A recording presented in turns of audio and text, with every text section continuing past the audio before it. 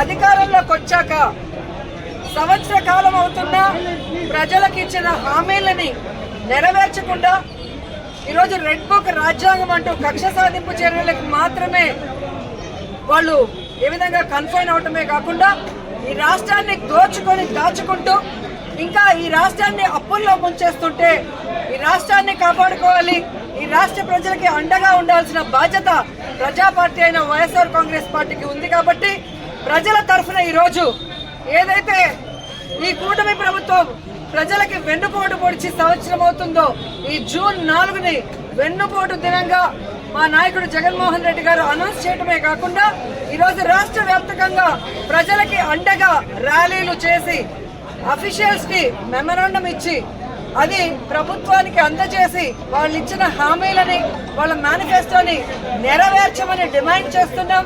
అవి నెరవేర్చకపోతే వదిలే ప్రసక్తి లేదు అని కూడా ఈ సందర్భంగా హెచ్చరిస్తున్నాం. మీరు చూస్తే ఎన్నికల ముందు కూటమి ప్రభుత్వం అంతా ఎలా ప్రచారం చేసుకుందో మనం చూసాం. ముఖ్యంగా తెలుగుదేశం పార్టీ వాళ్ళైతే వచ్చేది బాబే ఇచ్చేది బాబే. ఏమొచ్చిందయ్యా, మీకైతే పదవులు వచ్చాయి, బాబేమో వచ్చి ముఖ్యమంత్రిగా కూర్చున్నాడు, కానీ ఈ రాష్ట్ర ప్రజలకు ఏమిచ్చాడు అంటే చేతికి చిప్పిచ్చాడు, మరేమి ఇవ్వలేదనేది రాష్ట్ర ప్రజలు గుర్తించారు. 143 హామీలు ఇచ్చాడు. 143 హామీల్లో విజరుద్ది విస్తరాకులు కట్టుంది అనుభవం ఉందని చెప్పుకునే చంద్రబాబు నాయుడు మొదటి 6 అయినా చేశాడా అని నేను అడుగుతున్నాను. ఈరోజు చూస్తే చంద్రబాబు నాయుడు ఏరు దాటక ముందు ఏటి మల్లన్న, ఏరు దాటాక బోడి మల్లన్న చందంగా పరిపాలించిన విధానం మనకు తెలుసు. కానీ ఈ రాష్ట్ర ప్రజలు ఎలా నమ్మి మోసపోయారు, అలాగే ఈవీఎంలతో వీళ్ళు ఎలా మ్యానిపులేట్ చేసి ఈరోజు 60,000 90,000 అంటూ అసలు ప్రజలు ఓట్లేని నాయకులంతా గాల్లో గెలిచిపోయిన గాలిగాళ్లే ఎక్కువగా ఉన్నారు ఈ రాష్ట్రంలో. సో ఈరోజు నేను ఎందుకు ఇది చెప్తున్నాను అంటే జగన్మోహన్ రెడ్డి గారు ఎన్నికల్లో చెప్పడం జరిగింది, చంద్రబాబు నాయుడు 3 సార్లు ముఖ్యమంత్రి అయినా ఏ రోజు చెప్పిన వాగ్దానాన్ని నెరవేర్చలేదు, పిల్లలిచ్చిన మామనే వెన్నుపోటు పొడిచిన వాడు, జాగ్రత్తగా ఉండండి అని.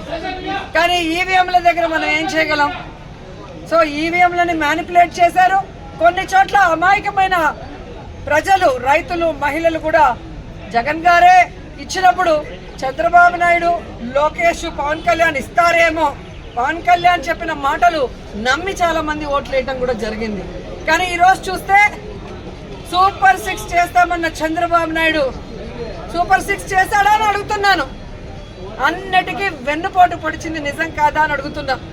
ఈరోజు తల్లికి వందనం ఇస్తానన్నాడు, కానీ ఇవ్వకుండా వెన్నుపోటు పొడిచాడు.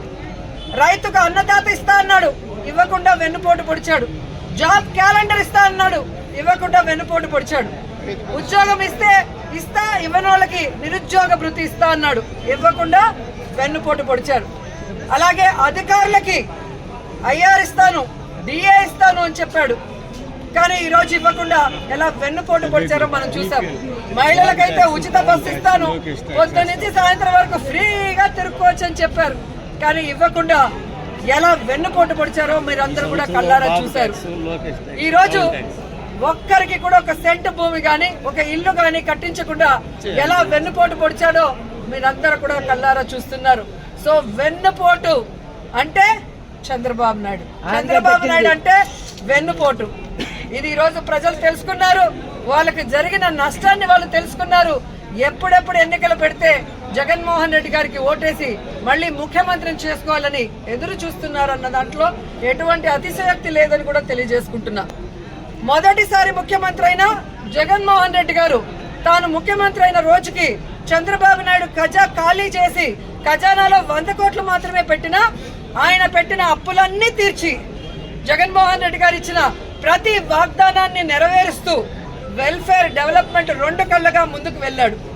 జగనన్న దిగిపోయే రోజుకి 7,000 కోట్ల రూపాయలని ఖజానాలో పెడితే సిగ్గులేని కూటమి ప్రభుత్వ నాయకులు ఈ రోజు ఖజానా ఖాళీగా ఉంది, ఖజానాలో ఏమీ లేదు, ఏం చేయాలో అర్థం కాలేదు అని చెప్పి ఏ విధంగా మొసలి కన్నీళ్లు కారుస్తున్నారో మీ అందరూ చూస్తున్నారు. మరి మొదటిసారి ముఖ్యమంత్రి అయిన వ్యక్తి, వయసులో చిన్నవాడైన జగన్మోహన్ రెడ్డి గారు సంపద సృష్టించి ప్రజలకిచ్చిన మేనిఫెస్టోని ఎలా నెరవేర్చాడు, ఈ రాష్ట్రాన్ని అభివృద్ధి వైపుకి ఎలా నడిపించాడు, మెడికల్ కాలేజీలు ఎలా కట్టాడు, పిహెచ్సిల్ని ఎలా కట్టించాడు, స్కూల్స్ని ఎలా రెనోవేట్ చేశాడు, ఈరోజు టెంపుల్స్ ఎలా కట్టించాడు, రోడ్లు ఎలా వేశాడు, చెప్పుకుంటూ పోతే హార్బర్లు ఎలా కట్టారు. ఈడేమో అనుభవం ఉందంటాడు. సంవత్సరం అవుతుంది, ఒక్క సెంటు భూమి ఒకరికి ఇచ్చారా, ఒక ఇల్లు కట్టించారా? జగన్మోహన్ రెడ్డి గారు దిగిపోయే రోజుకి ఫినిషింగ్ లో ఉన్న మెడికల్ కాలేజీలు ఇంతవరకు పూర్తి చేయట్లేదు. వాటిని అమ్మేసి జగన్ గారి పేరు ఎవరు గుర్తు పెట్టుకోకూడదన్న ప్రయత్నం చేస్తున్నారు. హార్బర్లని అమ్మేయాలని చూస్తున్నారు ప్రైవేట్ వాళ్ళకి. స్కూళ్ళన్నీ కూడా నిర్వీర్యం చేస్తున్నారు. ఇప్పటికే సిబిఎస్ఈ తీసేశారు, ఐపీసీ కట్ చేసేశారు, ట్యాబ్స్ కట్ చేసేశారు, రెనోవేషన్ లో ఫైనల్ స్టేజ్ లో ఉన్న వాటిని ఆపేశారు. అలాగే పిహెచ్సిలు, హాస్పిటల్లో ఏవైతే బ్యాలెన్స్ ఉన్నాయో వాటన్నిటిని ఆపేయడం మనం కళ్ళారా చూస్తున్నాం. ఇంతవరకు ఒక గుడి కట్టించారా, ఒక బడి కట్టించారా, ఒక రోడ్డు వేశారా, ఒక ఇల్లు కట్టించారా అంటే ఏమీ కూడా లేదు. వీళ్ళు సూపర్ 6ని గాలికి వదిలేసి సూపర్ స్కామ్లు చేసుకుంటూ ముందుకెళ్తున్నారు. ఈరోజు ఈ రాష్ట్రంలో చూస్తే బెల్ట్ షాపులు, పర్మిట్ రూములు ఇప్పటి ముప్పడిగా ఇచ్చి మద్యంతో ఎలా దోచుకుంటున్నారు. ఖజానా బొక్కబట్టారు. ఈరోజు కూటమి ప్రభుత్వ జోబీలు మాత్రం ఫిల్ అవుతున్నాయి మద్యంతో. అలాగే ఇసుక మాఫియా, ఉర్సా భూముల mafia, ganja mafia, drugs mafia, ఈ విధంగా ఇష్టానికి తయారయ్యారు. పోలీసులు ఎలా తయారయ్యారంటే రెడ్ బుక్ రాజ్యాంగానికి కాపలా కాస్తున్నారు. ఈరోజు ఎవరెవరు వైఎస్ఆర్ కాంగ్రెస్ పార్టీ నాయకులుగా ఉన్నారు, ఎవరెవరు విలేజ్ల్లో ప్రజలకి అందుబాటులో ఉంటూ అన్ని చేసి మంచి పేరు తెచ్చుకున్నారో వాళ్ళందరి మీద లేనిపోని అక్రమ కేసులు పెట్టి వాళ్ళని అరెస్టు చేసి కనీసం ఛార్జ్ షీట్లు కూడా వేయకుండా వాళ్ళ మీద బెయిల్ రాకుండా ఎంత చేయాలో పోలీస్ వ్యవస్థ అంతా కూడా చేస్తుండటం మనం అందరం కూడా గమనించాలి. నిజంగా ఒక తప్పు జరిగితే కేసు ఎఫ్ఐఆర్ చేయండి. ఇమీడియట్ గా 10-15 రోజుల లోపలైనా మినిమం ఆ కేసుల్ని ఛార్జ్ షీట్ వేసి మీరు కోర్టుకి అప్పగిస్తేనే కదా వాళ్ళకి బెయిల్ వస్తుంది.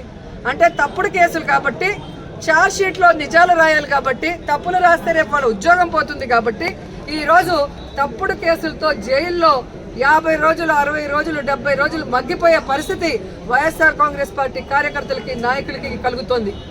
ఎవరైతే ఈరోజు తప్పుడు కేసులతో జైళ్ళకి వెళ్లారో వాళ్ళకి అండగా నిలబడ్డాం. వారందరికీ కూడా ఈరోజు బెయిల్స్ ఇచ్చాం. ఎవరైతే వాళ్ళ మీద అక్రమ కేసులు పెట్టి ఇబ్బంది పెట్టారో ఆ కూటమి నాయకుల్ని కానీ, ఆ అఫీషియల్స్ ని కానీ వదిలిపెట్టేది లేదు. మీకు రెడ్ బుక్ రాజ్యాంగం ఉంటే మాకు అంబేద్కర్ గారి రాజ్యాంగం ఉంది. అంబేద్కర్ గారి రాజ్యాంగం ప్రకారం న్యాయబద్ధంగా మీ అందరినీ కూడా శిక్షిస్తామని కూడా ఈ సందర్భంగా తెలియజేసుకుంటున్నాం. అలాగే మీరు చూస్తే ఈ రాష్ట్రంలో ఆడవాళ్ల మీద ఏ విధంగా అరాచకాలు, అక్రమాలు, రేపులు, దురదృష్టకరం 3 ఏళ్ల అమ్మాయిని కూడా మొన్న మీరు చూస్తే ప్లీనరీ జరిగే ప్లేస్ లో రేప్ చేసి చంపేసి కంపల్లో వెళ్తే ఏ వంట బాగుంది అని మాట్లాడతారు, ఎంతమంది వచ్చారని మాట్లాడతాడు చంద్రబాబు నాయుడు. ఇచ్చిన సూపర్ 6కి దిక్కు లేదు. 6 శాసనాలు అని చెప్పి సిగ్గు లేకుండా మళ్ళీ లోకేష్ గారు అనౌన్స్ చేస్తారు. పవన్ కళ్యాణ్ ఏమో నాకు ప్యాకేజ్ ఇస్తే చాలు, ఎవడు ఎక్కడ వచ్చినా నాకెందుకని. రాష్ట్రంలోనే కాదు, పిఠాపురంలో ఆడపిల్లలు రేపైనా పట్టించుకోడు. పిఠాపురంలో ఎస్సీల్ని గ్రామ బహిష్కరణ చేస్తే పట్టించుకోడు. సుగాలి కేసు అన్నారు, ఏమైందో తెలియదు. 30,000 మంది మాయమయ్యారన్నారు. మరి ఆ రోజు ఇంటెలిజెన్స్ వ్యవస్థ నీకు చెప్తే ఈ రోజు కూటమి ప్రభుత్వంలో ఉన్న నీకు ఇంటెలిజెన్స్ చెప్పదా 30,000 మంది ఎక్కడున్నారు? చంద్రబాబు నాయుడు ఎదురుగా నించొని ప్రజలకి వెన్నుపోటు పొడిచిన కట్టప్ప అయితే సైడ్ నుంచి పొడిచిన కన్నింగ్ కట్టపులు పవన్ కళ్యాణ్ అండ్ లోకేష్ అని కూడా ఈ సందర్భంగా తెలియజేసుకుంటున్నాను. సో ముగ్గురికి నేను చెప్తున్నా, మీరు ప్రజలకి వెన్నుపోటు పొడిస్తే సైలెంట్ గా వెళ్లే పరిస్థితి లేదు. ప్రజలకి అంటగా జగనన్న ఉన్నాడు, జగనన్న వెనక మేమందరం ఉన్నాం. జగనన్న సైనికులుగా మీ ప్రభుత్వం మెడలు వంచుతాం. ప్రజలకు మీరు ఇచ్చిన హామీలు నెరవేర్చేంత వరకు రైతు బాగుంటే రాష్ట్రం బాగుంటుందని నమ్మిన వ్యక్తులు వైఎస్ఆర్ గారు, జగన్మోహన్ రెడ్డి గారు. రైతు బాంధవులుగా వాళ్ళకి కావాల్సినవన్నీ చేశారు. రైతుకు గిట్టుబాటు ఇచ్చారు. రైతుకు పెట్టుబడి రైతు భరోసా ద్వారా రబీకి కానీ ఖరీఫ్కి కానీ అందించడం మనం చూసాం. అలాగే వాళ్ళ గ్రామాల్లోనే వాళ్ళకి నాణ్యమైన విత్తనాలు కానీ, ఎరువులు కానీ, వ్యవసాయానికి సంబంధించిన పనిముట్లనన్నీ కూడా రైతు భరోసా కేంద్రం ద్వారా ఇవ్వటం జరిగింది. 5 ఏళ్లలో ఏ రోజు రైతు రోడ్డెక్కలేదు. మాకు అన్యాయం జరిగిందనో మాకు గిట్టుబాటు ధర రాలేదని రోడ్డెక్కల. కానీ తెలుగుదేశం పార్టీ అధికారంలోకి వచ్చిన తర్వాత మిర్చి రైతులు రోడ్డెక్కారు, మామిడికాయ రైతులు రోడ్డెక్కారు, పసుపు రైతులు రోడ్డెక్కారు. ఎందుకంటే ఎక్కడా కూడా దేనికి గిట్టుబాటు లేదు. ఈరోజు రైతులైతే కన్న నీళ్ళు కాదు రక్తపు నీళ్ళు వస్తున్నాయి కళ్ళల్లో నుంచి. ముఖ్యంగా చిత్తూరు జిల్లాలో మామిడికాయలు ఎక్కువ. మామిడికాయకి రేట్ లేక కనీసము 5 రూపాయలు అంటే కోసే కూలి కూడా రాకుండా ఈరోజు వాళ్ళు ఇబ్బంది పడే పరిస్థితి వస్తే పట్టించుకునే నాదుడే లేదు. ఈరోజు పసుపుకి గాని మిర్చికి గాని వరికి గాని దేనికి కూడా ఇవ్వలేదు. రైతు భరోసా అంటే అన్నదాత సుఖీభవ ఇవ్వలేదు. రైతు భరోసా కేంద్రాలు నిర్వీర్యం చేశారు. భరోసా కేంద్రానికి ఉన్న వైఎస్ఆర్ గారి బొమ్మని జగనన్న బొమ్మని తీసేస్తారు. వైఎస్ఆర్ క్లినిక్ ఉన్న వైఎస్ఆర్ గారి పేరు తీసేస్తారు. నిజంగా మీరు నిజమైన నాయకులైతే మీకు చిత్తశుద్ధి ఉంటే జగనన్న చేసిన దానికన్నా గొప్పగా పరిపాలించండి. జగనన్న చేసిన దానికన్నా గొప్పగా సంక్షేమాన్ని అందించండి. జగనన్న చేసిన దానికన్నా గొప్పగా అభివృద్ధిని అందించండి.